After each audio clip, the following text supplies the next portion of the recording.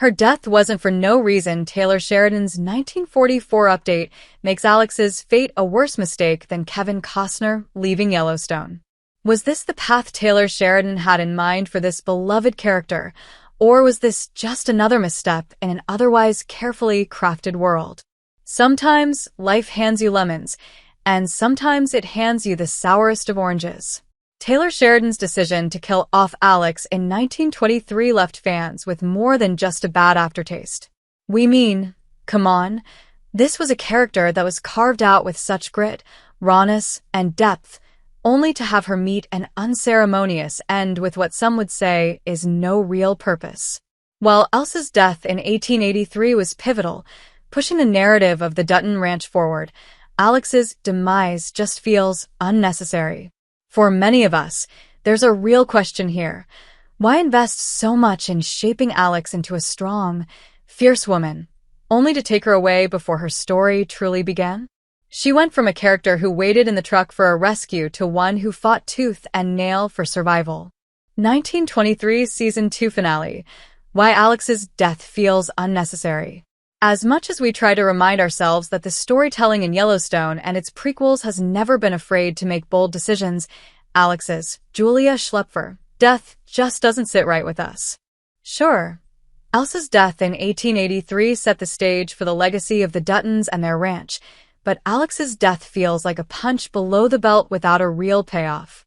Maybe it's because she was one of the few characters in 1923 that had real promise, offering not just strength but a future with Spencer, a chance to solidify the modern family of the Duttons. Taylor Sheridan had one chance to tie her fate into a meaningful narrative that could potentially push the Yellowstone universe forward. Instead, he gave us the opposite, an emotionally draining story where Alex's survival was simply a stepping stone for other characters.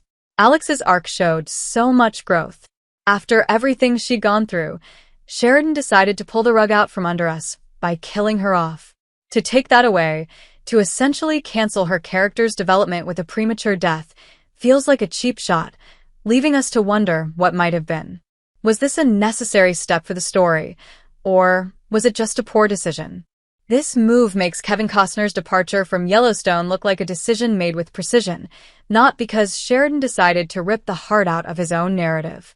Alex's death, in particular, feels like a jarring misstep that not only undermines the character's development but also leaves 1944, the upcoming prequel, shaky at best. Brandon Sklenor's return, Alex's fate and the future of 1944. But there's hope, though, with the potential return of Spencer in 1944. Brandon Sklenor has already expressed interest in reprising his role, see Variety, and we would love to see him back. But the real question is whether it'll be enough. How much will his journey matter without Alex by his side? In 1923, their relationship was central to the narrative, and with her death, it feels like a massive void has been left. A hole that can't just be filled by Spencer alone. Spencer and Alex were meant to carry the torch forward, to solidify a new chapter of the Dutton legacy. Jack and Elizabeth don't seem to have the grit needed to carry on. They might have the bloodline, but they lack the strength that Spencer and Alex possessed.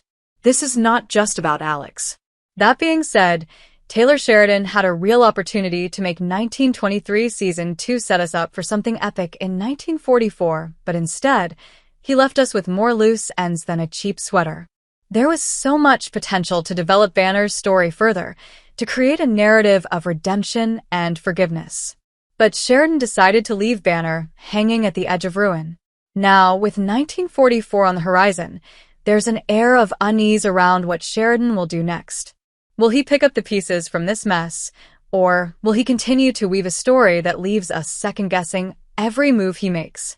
The future of the ranch, of the legacy of the Duttons, might now hinge on Spencer's shoulders alone.